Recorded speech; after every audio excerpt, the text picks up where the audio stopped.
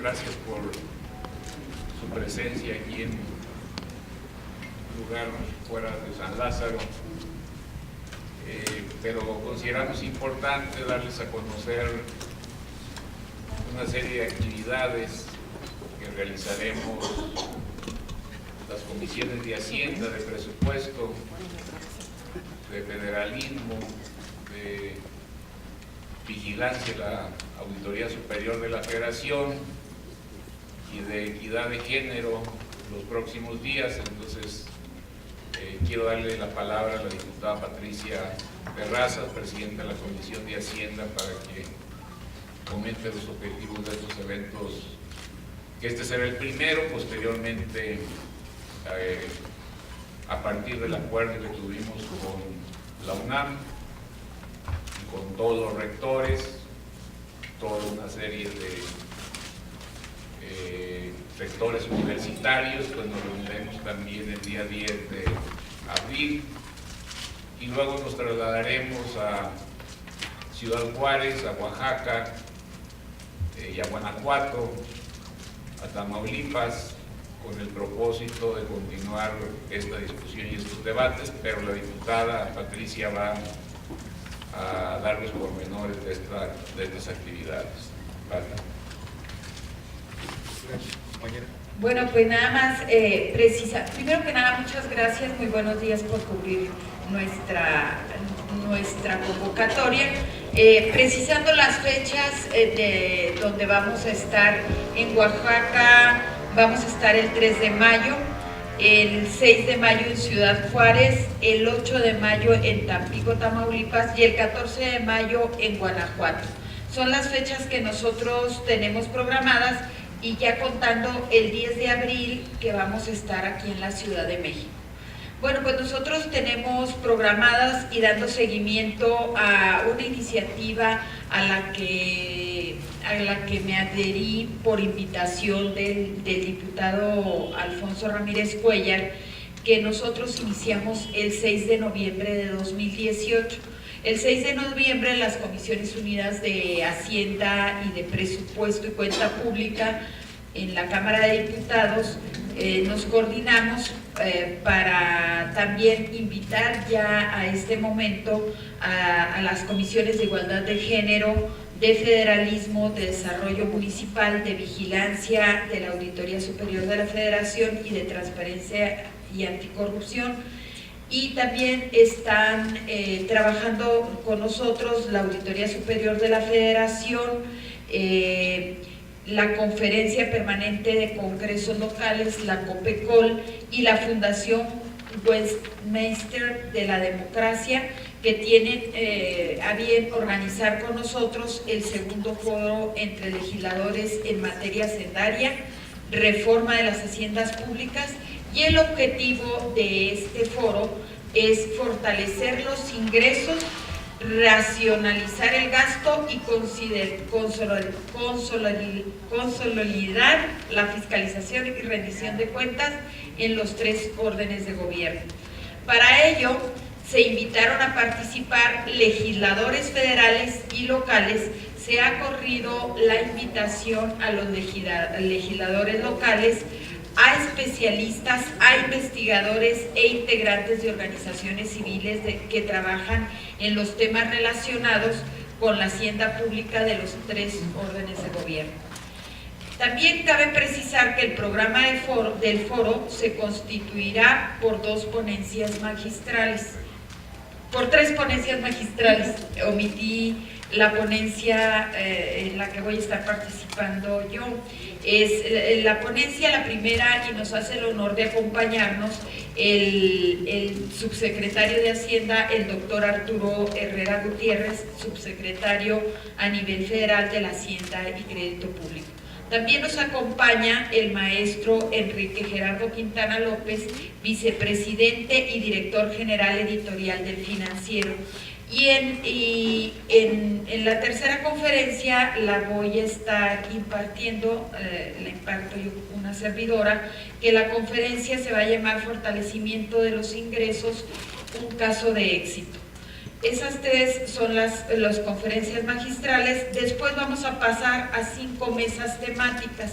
La mesa 1 va a ser, se llamará el ciclo presupuestal de 2019, y el objetivo de esa mesa será analizar el papel de los congresos estatales para conocer los cambios que realizaron a partir de las directrices de austeridad en materia de gasto, ley de disciplina financiera de las entidades federativas y los municipios, monitoreo y evaluación del presupuesto y compras consolidadas y obras públicas, ley de presupuesto y responsabilidad hacendaria, tomando en cuenta las mejores prácticas internacionales. Esa sería la primera mesa. La segunda mesa sería el fortalecimiento de las haciendas públicas federales y locales, y el objetivo sería generar los instrumentos para un federalismo eficaz a través de las reformas legales, hacendarias y una coordinación y colaboración institucional entre los 3 órdenes de gobierno que clarifique las responsabilidades y las competencias y que logre una recaudación más eficiente y una distribución más equitativa de los recursos fiscales. La mesa 3 es la fiscalización y rendición de cuentas. El objetivo es establecer mecanismos adecuados para el correcto uso de los recursos públicos a nivel federal y estatal, municipal, ley de fiscalización local, órganos de fiscalización y órganos de control interno. La mesa 4 es el control en el ejercicio del presupuesto y su relación con el Sistema Nacional Anticorrupción. El objetivo es identificar los principios de control y vigilancia en el ejercicio del presupuesto, su desarrollo en México a la luz de las normas internacionales. Y la mesa 5, que sería la última, es el presupuesto público con perspectiva de género, y el objetivo es identificar e implementar mecanismos para garantizar una perspectiva transversal en todas las etapas del ciclo presupuestario. Se espera que con el desarrollo del presente foro, los legisladores cuenten con mayores elementos para impulsar las acciones tendientes a fortalecer los ingresos, racionalizar el gasto y consolidar la fiscalización y rendición de cuentas en los 3 órdenes de gobierno. Eso sería principalmente lo que estaríamos tratando en el foro, que sería el arranque con legisladores locales y legisladores federales y legisladores de las entidades federativas. Esto se llevará a cabo en la Cámara de Diputados el día 8 de abril y es donde vamos a estar trabajando. Ya tenemos las mesas armadas, van a estar participando legisladores locales, legisladores federales y especialistas en los temas. Le cedo la palabra a mi compañero diputado Alfonso Ramírez Cuellar. Muchas gracias, Martín. Bueno, estamos buscando que sean los congresos, los 32 congresos locales, la Cámara de Diputados y la Cámara de Senadores, los que construyan un gran acuerdo en materia tributaria, que se pudiera lograr el próximo periodo de sesiones en el de este año, en el 2019, y que pudiera entrar en vigor todos sus efectos en el 2020. Ese es nuestro propósito. Por eso la asistencia de presidentes municipales, de legisladores locales, de especialistas, y sobre todo la presencia del doctor Arturo Herrera como subsecretario de Hacienda en este evento. Estamos tratando de resolver una precariedad fiscal extrema, una situación muy complicada de las finanzas en los municipios y en los estados. Prácticamente la hipoteca de sus participaciones a veces está llegando en algunos casos hasta el 80%.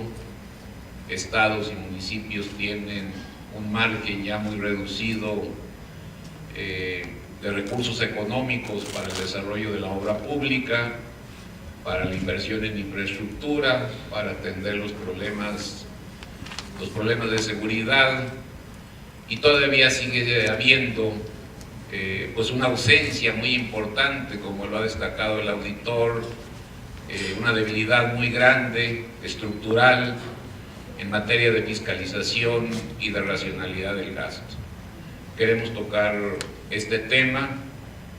Una de las bases principales del acuerdo tributario pues tiene que ser los ingresos locales de las entidades municipales y de las entidades de los estados de la República. Tenemos una carencia de eficiencia recaudatoria en materia de predial. Hay resoluciones de la Corte en el sentido de facultar a las entidades para abordar los temas ambientales. Hay muchas otras cosas que queremos discutir porque pues aquí ya nos alcanzó el destino. El federalismo fiscal está verdaderamente deteriorado, en crisis, y lo que estamos buscando pues es ayudar entre todos a un gran acuerdo para fortalecer las haciendas públicas de los estados y los municipios. También pues queremos abordar otros temas, sobre todo de ampliación de la base de contribuyentes. Seguimos teniendo un boquete enorme en materia de facturación falsa. Se dio un paso inicial, aunque no estamos de acuerdo, Pati y yo, con la derogación de la compensación universal del Código Fiscal. Necesitamos discutir con mucha seriedad la regulación del comercio electrónico, a pesar de los avances y de los acuerdos firmados con la OECD y con otros países y el establecimiento de este mecanismo denominado BEPS, pues seguimos teniendo problemas con los precios de transferencia, con los flujos financieros internacionales. Este es algo que si bien nosotros fuimos pioneros en la regulación y en la reforma a la ley del impuesto sobre la renta, pues sigue habiendo un gran pendiente, incluso ya documentado por la propia CEPAL. No queremos ni está en nuestro propósito aumentar tasas del impuesto sobre la renta, pero sí revisar un poco la tasa legal y la tasa efectivamente pagada, porque como que hay que cerrar un poco la brecha también ahí. Y bueno, pues tenemos la necesidad, según mi punto de vista, de actualizar muchos IEPS que están vinculados a productos relacionados con las enfermedades catastróficas. Yo tengo la intención, es una cosa que estamos discutiendo, que estamos analizando, pero sí quisiéramos que 2020 fuera un año de un incremento en la eficiencia recaudatoria, en la ampliación de la base de contribuyentes, y que pudiéramos llegar incluso a poder, pues no alcanzar el salto tan importante que se dio con la reforma fiscal del 2014, que pasamos de un poco más del 9% hasta el 14.5%, ya es algo que se agotó, ya es algo limitado, dimos un avance significativo, pero yo creo que si analizamos todos y nos ponemos de acuerdo, si entre todos convenimos en la urgencia, en el imperativo, en que ya no tenemos de otra, en el fortalecimiento de las haciendas públicas en los tres órdenes de gobierno, pues yo creo que vamos a dar un salto muy importante, pues para que haya un Estado que quiere reconstruir los altos niveles de bienestar, que quiere ser más fuerte, invertir en infraestructura, en el desarrollo, en la generación de empleos, en hacer una invitación mucho más sólida, más consistente, con un vínculo más fuerte con los inversionistas privados, pues no hay recetas mágicas y todos tienen un nombre.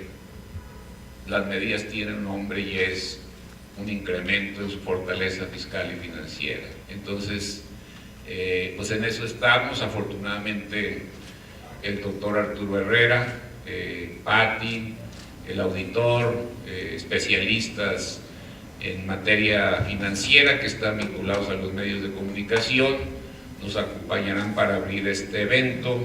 Y bueno, aquí iniciamos algo que queremos, que es que el legislativo asuma la responsabilidad, que sea de donde nazca, de donde surja, los primeros pasos para un gran acuerdo que debe de llevarse a efecto, construirse en el mes de agosto o septiembre de este año en materia de fortalecimiento de las haciendas públicas.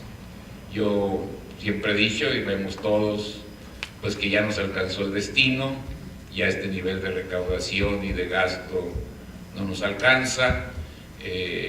Tener un Estado más fuerte, más sólido, reconstruir el estado de bienestar, pues pasa por abordar este tema con mucha responsabilidad.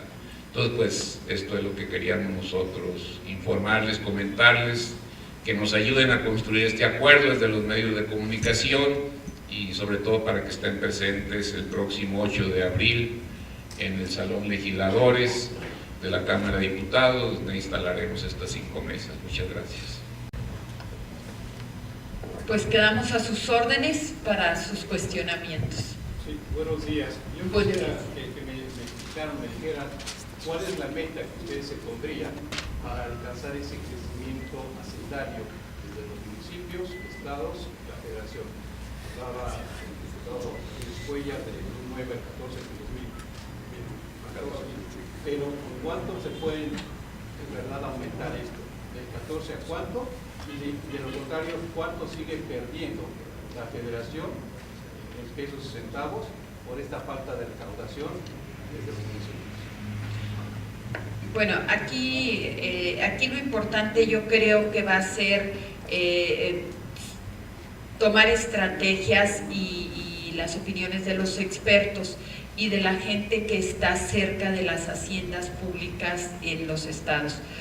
Es muy importante tomar en cuenta los nombres de las mesas. Aquí el objetivo de las mesas, por ejemplo, es la fiscalización, una de las mesas. Importantísimo, la transparencia y la rendición de cuentas, el buen uso de los recursos desde lo local.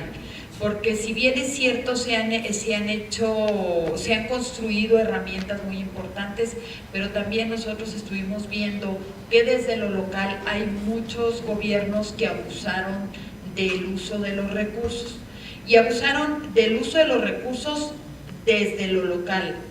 Y bueno, pues en el caso nuestro, una de las conferencias, Chihuahua, yo les voy a hablar desde nuestra experiencia en Chihuahua. Se abusó de los recursos, se sobreendeudó el Estado ahorita tiene una deuda arriba de los 50,000 millones de pesos y con tasas exageradamente altas, porque las negociaciones a la hora de solicitar créditos eran exageradamente altas y aún así se pagaban honorarios muy fuertes. O sea, ahí va la deuda, van las condiciones del crédito, pero lo peor del caso es en qué se gastó ese dinero. Entonces no había transparencia en el uso de los recursos, pero llega un gobierno distinto, un gobierno que sí le gusta la transparencia y que está usando los recursos de manera responsable, y también se empeña en la transparencia y se empeña en hacer uso responsable de los recursos, haciendo un plan de austeridad. Y ese plan de austeridad, que bueno, la línea es muy delgada entre el plan de austeridad y el convertirse en mediocridad. Tampoco nos podemos convertir este país en mediocres. Tenemos que ser muy conscientes que la austeridad va en el buen uso de los recursos, sin pasarte de la línea y convertirte en mediocre y no tener ni siquiera para lo indispensable para poder hacer funcionar un gobierno. Entonces, vas en la responsabilidad, te encuentras un Estado totalmente endeudado, con mucha irresponsabilidad, pero pasas a la responsabilidad en la transparencia de los usos de los recursos, pero además del buen uso de los recursos, también vas a ser muy conservador para usarlos. Y el siguiente paso es ser muy efectivo en el ingreso. Aquí no se trata de poner impuestos nuevos, no se trata de hacer, empeñarte en cargarle a los ya cautivos, sino hacer más eficiente con los que son evasores y con los que no tienen la responsabilidad de cumplir con sus obligaciones fiscales, para poner piso parejo. Si le estás obligando a alguien, pues le tienes que exigir al otro de igual manera. Entonces, aquí lo que nosotros tratamos con esas mesas de sacar buenas prácticas y regreso al caso Chihuahua. El caso Chihuahua, cuando se llega el gobierno de Javier Corral, estábamos en un pues muy indecoroso lugar. Ahorita es el primer lugar en el tablero del SAT como primer lugar en recaudación, y no se han puesto impuestos nuevos, se ha dado facilidades y se le ha dado certidumbre a la gente, y se le ha dado seguridad de que su ingreso se gasta y se gasta bien. Entonces ese es el objetivo de estas mesas, de estos foros, de que le digamos a la gente que se va a trabajar de manera conjunta y desde el Congreso de la Unión y desde los congresos estatales para ser excelentes cobradores, excelentes vigilantes y excelentes gobiernos. Ese sería el objetivo. Sí, pero la pregunta era, ¿cuánto se necesita más? ¿Cuánto porcentaje más se necesita para recaudar? Dice usted que Chihuahua subió y ahora es el primero. De estar hasta abajo ahora es el primero. ¿Cuánto fue el porcentaje? ¿3 puntos, 4 puntos? Esos son ingresos que tienen que llegar a la federación y por eso no se tiene para gastar. Bueno, aquí el tema es que el ingreso tributario en el presupuesto, en la ley de ingresos de 2019, crece un 10.13%. Ahorita lo que se buscaría era que mínimo se alcanzara ese objetivo, mínimo el 10.13% de crecimiento de los ingresos tributarios. Obviamente, pues con eso se alcanzarían los objetivos para el gasto. Si no alcanzamos el objetivo para el gasto en este 2019, pues estaríamos cayendo en un boquete económico mucho mayor. Entonces aquí el tema es que nosotros nos empeñemos en lograr cuando menos los objetivos que vienen dentro de las leyes. Y el objetivo para 2020 pues tendría que ser aún mayor, porque tenemos que pensar en ir creciendo y no decreciendo el ingreso. ¿Pero cuánto tendría que aumentar Yo la quisiera recaudación estatal y municipal? Si nosotros vemos los estudios, es lo que marca que hay más diferencia. En el impuesto federal está bien, están en los niveles de laudo, pero en los estatales hay una diferencia de 1,5 o más. No sé si ustedes... Sí, bueno, el hilo más delgado, donde tenemos un serio problema de crisis fiscal, es en el ámbito subnacional. Los niveles de recaudación de predial son vergonzosos en el lugar que ocupamos, ni siquiera alrededor del 0.3% del Producto Nacional.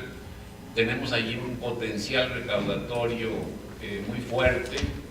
Este es nuestro tema, nuestra preocupación mayor, un incremento en la recaudación estatal y municipal. Como que ahí estamos ya en focos rojos, las pesadas cargas de la deuda, los gastos en pensiones de los estados, prácticamente pues los tienen en una situación donde algunas entidades, pues hasta las cuotas de peaje de las casetas están embargadas, ¿no? El 80% de las participaciones también están hipotecadas. Entonces ahí tenemos un problema de gasto y tenemos un problema de falta de organismos o de órganos que lleven a cabo a plenitud la fiscalización de los gastos. Siguen siendo en muchos lugares, con honrosas excepciones, una prolongación de las oficinas del gobernador y no se auditan los gastos en estas entidades. Nosotros le hemos hecho llegar como Comisión de Presupuesto al Auditor Superior de la Federación una solicitud para que audite los gastos fiscales. Ustedes saben que año con año la Secretaría de Hacienda publica los gastos fiscales, lo que se deja de recaudar por la existencia de diversos regímenes especiales en impuestos sobre la renta, en IVA, en todos los impuestos. Este año, del 2018, suma una cantidad superior a los 800,000 millones de pesos, pero la idea, como son gastos, la idea es de que la Auditoría Superior nos entregue antes del mes de septiembre los efectos que han tenido estos esquemas de elusión permitidos por la ley en términos de productividad, de generación de empleo, que son los objetivos para los cuales se han llevado a cabo, incluso para promover el desarrollo, se han llevado a cabo y están establecidos en la ley. Tenemos, como yo lo señalaba, varios boquetes que no es elusión, sino es una franca evasión. Tenemos el problema de la facturación falsa. Tenemos todavía el problema del comercio electrónico. Estamos prácticamente en pañales nosotros aquí. Ya la OCDE, la CEPAL ha dado cifras con algunos servicios digitales. Creo que este es un tema también importante. Todavía yo siento que estamos en pañales en materia de precios de transferencia, de flujos financieros, de planeación agresiva, que ha sido ya discutido por el grupo de los 20, por la OECD. Todavía estamos en pañales, y aquí pues podemos tener una tasa del 30 o del 35 o del 30 y lo que quieran del impuesto sobre la renta, pero la tasa efectiva que se está pagando es menos del 10%, es menos del 10%. Entonces esta brecha entre lo efectivamente pagado y lo que viene en la ley, pues no queremos aumentar tasas como dice Patti, sino acortar un poco esta brecha. Y el otro tema, que es por el desastre que tenemos en estos momentos en el servicio de salud, lo que cuesta la atención, los gastos para cánceres, obesidad, diabetes, enfermedades cardiovasculares, pues sí se requiere abrir una discusión sobre los IEPS. Y creo que todo esto, cuando menos yo tengo la obsesión de que debemos de juntar cerca de 2% del Producto Interno Bruto para 2020. Eso es mi... Estatal, municipal y federal, es decir, la totalidad de las contribuciones, con esta eficiencia recaudatoria y esta ampliación de la base de contribuyentes, no subiendo tasas ni aumentando más impuestos, y protegiendo sobre todo a estos asalariados que son cautivos, porque ahí siempre se les pega. Ahora yo creo que ya no debe ser, al contrario, yo creo que si somos eficientes, este grupo de asalariados, entre, no sé, 3 salarios mínimos a los que tienen ingresos hasta 12,000, 15,000 pesos, deben de tener también beneficios, ¿no? Pero esto es parte de la discusión y el debate. Buenos días, a mí me gustaría preguntar acerca de... no hemos llegado a esa conclusión. ¿Qué tipos de impuestos, aparte del predial, se buscarían aplicar de manera eficiente? Siempre se habla de que el sectorial recauda menos del 1%, pero ¿qué otros tipos de impuestos, no sé si es de turismo, de aparatos electrodomésticos, se buscarían eficientar para que los estados mejoraran sus ingresos? Y además me gustaría preguntar, ¿esto implicaría un cambio en el Código Fiscal de la Federación y también en la Ley Federal de Presupuesto y Responsabilidad Hacendaria? ¿En qué artículos se tendría que hacer ese cambio? ¿Y cuál sería entonces ahora el papel de la Federación? Si seguirían siendo los mismos porcentajes que de la recaudación se da a las participaciones, al ramo 28 y al ramo 33, ¿seguirían siendo los mismos porcentajes que se dan a los estados y municipios? Bueno, aquí vamos a hacer algunas precisiones porque eres muy eficiente y tienes algunos temas importantes. Aquí nosotros no vamos a poder hacer ningún impuesto local. Tienen sus propias legislaciones y tienen sus propias necesidades. Ahí nosotros somos muy respetuosos de ese tema. Aquí el tema, nosotros más que todo tenemos que cuidar el cómo se va a cuidar el ingreso federal, que eso es nuestra función, porque no nada más es aprobar un presupuesto, que debo decirlo, que este año nosotros, el grupo parlamentario del PAN no aprobó el presupuesto porque ni siquiera tuvimos tiempo de analizarlo. Entonces, este tema para nosotros también es un momento importante de un análisis de las necesidades desde lo local a lo federal para poder presentar alternativas y sí poder darle soluciones a las entidades federativas y a las alcaldías. Tenemos un federalismo agotado porque es un federalismo que viene desde López Portillo. Las condiciones del país son diferentes totalmente en este momento. Entonces nosotros tenemos que pensar en un federalismo donde se le premie, donde nosotros le premiemos, donde nosotros destaquemos aquel buen gobierno donde haya tomado medidas de austeridad, aquel buen gobierno donde haya hecho eficiente la cobranza, no del contribuyente cautivo, que ya de alguna manera ha venido pagando y ha sido responsable y tiene una calificación, porque hay contribuyentes que hasta calificados están. En el SAT hay una calificación de contribuyentes, ya tienen ya se sabe quién paga a tiempo y quién paga bien. Entonces, hay muchos mecanismos de fiscalización. El SAT tiene una base muy amplia de información, muy robusta, y si se utiliza esa base para vigilancia y para recaudación, creo que ese sería el formato más eficiente. Ya está normado, ya existe en el Código Fiscal de la Federación, ya existen los convenios Estado-Federación para que haga la cobranza de los impuestos, ya existe participación eficiente de la Federación a los estados cuando el Estado es quien cobra el impuesto federal. Creo que no es la importante que se creen nuevos impuestos, y aparte estaríamos faltando al pacto que el mismo gobierno federal hizo con sus votantes, que les dijo que no iba a haber más impuestos, y la verdad es que dijo que no iba a haber más impuestos dentro de los 3 años siguientes. A nosotros ya no nos correspondería fincar nuevos impuestos. Aquí de lo que nosotros estamos hablando es de la eficiencia, y los convenios de colaboración que hay entre Estado y Federación, ahí se puede hacer muy eficiente el crecimiento del ingreso para los estados.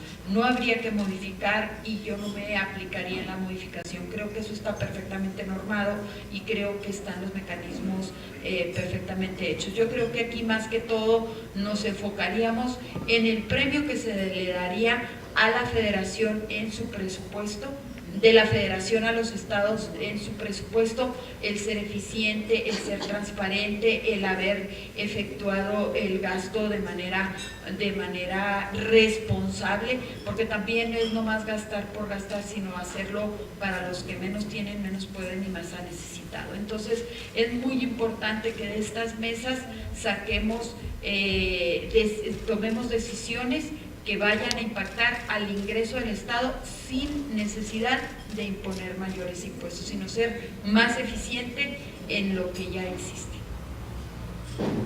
¿Cambio ninguna ley? Perdón. Por lo pronto no.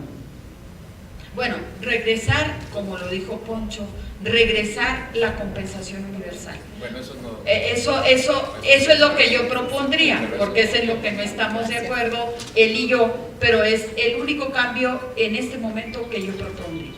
Pero es en lo personal, como diputada, como ciudadana, como empresaria, eso es lo que yo propongo. Sí, buenos días, soy Martínez de la Agencia Notinet. Yo quisiera saber si este gran acuerdo que pretenden es realmente una reforma al sistema de federalismo, o qué diferencia hay entre un gran acuerdo y una reforma, y también su opinión sobre esto que se ha dicho estos últimos días de la posibilidad de hacer un nuevo recorte al gasto, si ustedes como agentes de las comisiones encargadas ven que hay margen en el presupuesto para hacer recortes o reasignaciones, que también ha dicho Hacienda que podrían. Yo creo que sí hay posibilidades de hacer recorte al gasto, sobre todo si no se ejerce. Si no se ejerce el presupuesto en determinados rubros, pues bueno, ahí sí se podría hacer una reasignación. Eso lo dijo el Ejecutivo, nosotros estaremos pendientes, creo que está transcurriendo el tercer mes, esperemos el primer informe trimestral a ver cómo se va ejerciendo el presupuesto, y en base a eso pues pensaríamos en aquellos más de 10,000 proyectos que entraron a la Cámara de Diputados, de todos los alcaldes, de todos los gobernadores, en pensar en que la reasignación vaya a aquellos proyectos que tanto necesitan las entidades federativas y los municipios. Bueno, yo creo que el debate, si se recorta o no se recorta, si se reasigna o no se reasigna, no es el debate principal. El tema de fondo es de que el dinero ya no alcanza. Ese es el enorme reto que tiene todos los órdenes de gobierno. En muchos casos se sigue gastando muy mal, pero el tema de fondo es que si uno se propone reconstruir el estado de bienestar, tener una fortaleza pública para invertir en infraestructura, salvar el sistema de salud, pagar las pensiones, rediscutir nuevamente el tema de las pensiones, y invertir en carreteras, en agua, en el campo. Si uno quiere realmente eso, llevar a un nivel superior de desarrollo a nuestro país, pues sí es muy importante discutir si se recorta o no se recorta, si se reasigna o no se reasigna, pero la conclusión a la que todos debemos de llegar es de que el dinero ya no nos alcanza y que todos debemos hacer un esfuerzo para llegar a un gran acuerdo, de tal manera que en el mes de septiembre, paralelo a la llegada del paquete económico el día 8 de septiembre, pudiéramos nosotros también discutir de forma muy tranquila, civilizada, con mucha responsabilidad, cómo sacamos de la crisis al municipio, cómo sacamos de la crisis al Estado y cómo hacemos frente a los gastos ineludibles en materia de transferencias federales, en materia de pensiones, en materia de pago de deuda, pero también cómo le volvemos a meter dinero a carreteras, a Pemex, a salud, a educación, a todas las áreas. Y creo que pues ya en abril nos llega no solamente el informe trimestral, sino nos llega ya las conclusiones de la propuesta de plan de desarrollo del gobierno. Nuestra idea es abrir un gran debate nacional sobre al final de cuentas la Cámara de Diputados es el que decide si aprueba o no la propuesta del Ejecutivo en materia de Plan Nacional de Desarrollo, y cuando menos desde Morena tenemos el propósito de abrir una gran discusión nacional, que se pongan a debate las políticas públicas. Nosotros, Pati y yo, ya nos hemos reunido con distintos grupos empresariales, estamos elaborando agenda con muchos organismos económicos, con gobernadores, con presidentes municipales. Yo creo que hay un sentimiento de que hay que fortalecer fiscal y financieramente las haciendas públicas, gastar mejor, y hay también pues un sentimiento en que debemos llegar a un acuerdo, ¿no? Entonces ese es pero este tiene que ser este año, y los frutos de este incremento tienen que llegar en el 2020. Después ya todo se contamina políticamente. Ahorita pues no tenemos procesos electorales en puerta, tenemos una situación, yo creo que de mucha oportunidad para abrir esta discusión y este debate. Ahora, nada más una cosita. No tiene sentido ponernos a debatir si cambiamos el 80-20, que dice Pati que viene desde López Portillo,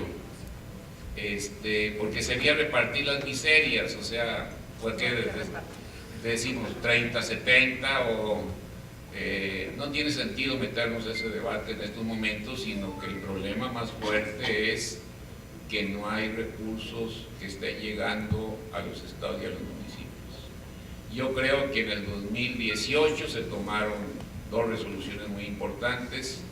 Es la última vez que entró el gobierno mexicano a salvar la emergencia financiera que vivían los estados y los municipios ante la crisis de pago incluso de la nómina y los aguinaldos.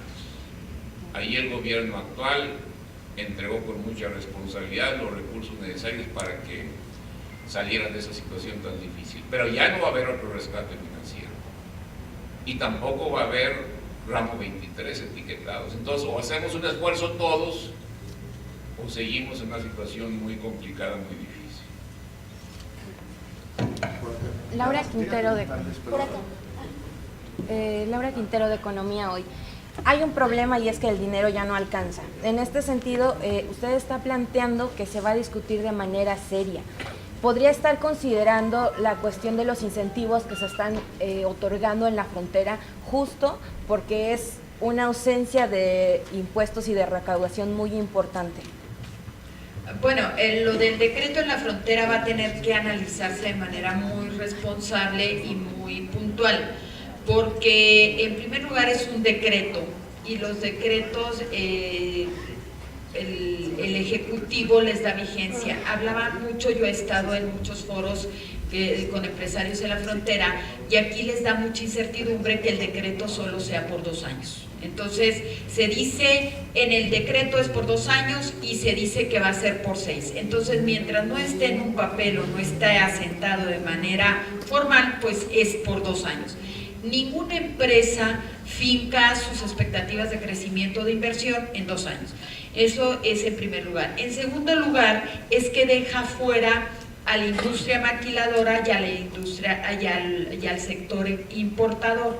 En ese momento te genera un saldo a favor muy fuerte al momento de importar, sobre todo en IVA, porque estás importando al 16% y estás vendiendo al 8%. Ahí los empresarios están no apegándose, si son del sector importador o si son del sector maquilador que no entran al decreto, en ese momento no están considerando adherirse al decreto.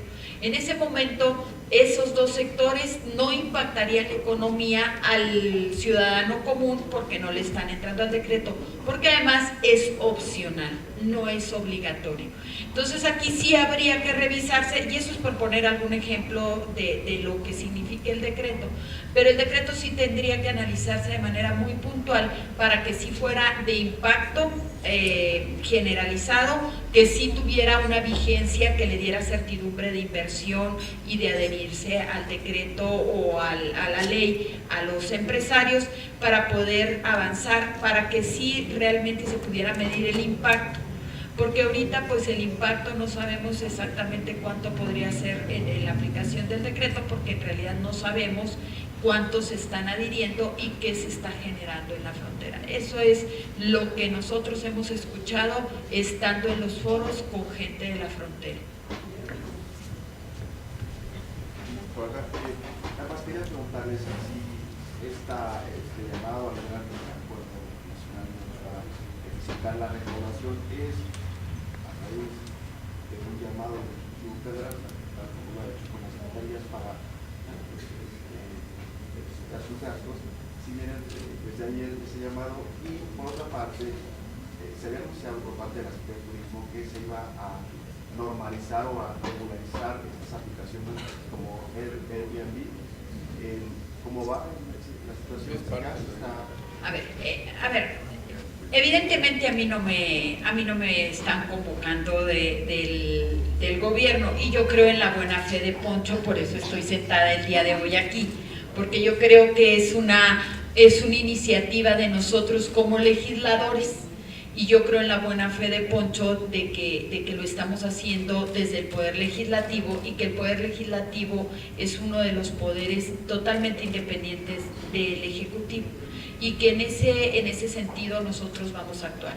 El que haya más impuestos, lo ha dicho claramente el presidente, y yo le tomo la palabra. No va a haber más impuestos, y no va a haber más impuestos desde el punto de vista que haya dicho. Hay muchas ocurrencias, la verdad es que cuando hay falta de dinero, pues existen muchas iniciativas para generar riqueza y para generar ingreso, pero realmente seamos responsables y pensemos en un México de todos, no en un México de unos cuantos o de una sola persona. Y el México de todos escuchó un compromiso y escuchó un discurso durante mucho tiempo, y ese compromiso y ese discurso dice que no hay más impuestos. Entonces, nosotros nos apegamos a ese discurso, nos apegamos a esa iniciativa, y lo que nosotros le apostamos es a la eficiencia, a la transparencia y a la austeridad, sin pasar a que no tengamos cómo operar el país. Entonces, a eso vamos, y también nos estamos enfocando en escuchar las necesidades de los mexicanos para poder ser mejores legisladores. A eso vamos, y esa es la intención de estos foros.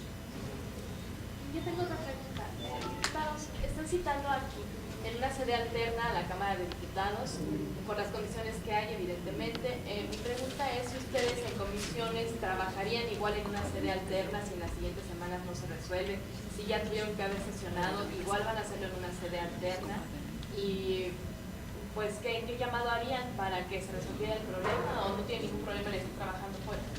Bueno, nosotros seguimos trabajando, y evidentemente pues esta es una muestra de que nosotros seguimos trabajando. Nosotros hemos estado trabajando en la comisión, no con los diputados. Con los diputados lo hemos estado haciendo a través de un correo electrónico o a través de un chat donde les estamos enviando, estamos trabajando en dictámenes, estamos trabajando en toma de decisiones, en recibir información para seguir construyendo los dictámenes.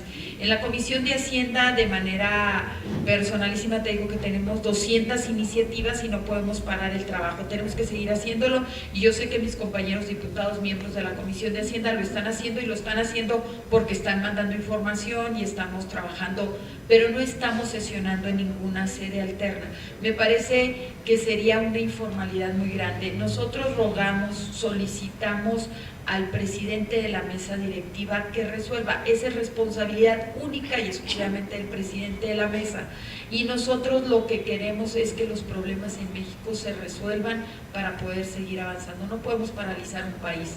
Nosotros queremos seguir trabajando y tenemos esa enorme responsabilidad. Somos 500 diputados que en este momento, si bien es cierto, como te digo, seguimos trabajando y no estamos paralizados, pues sí tenemos esa enorme incertidumbre de no seguir avanzando en los temas importantes que tendrían que seguir movilizando nuestro país. Esa es mi opinión, no sé, Poncho debe tener la suya al respecto.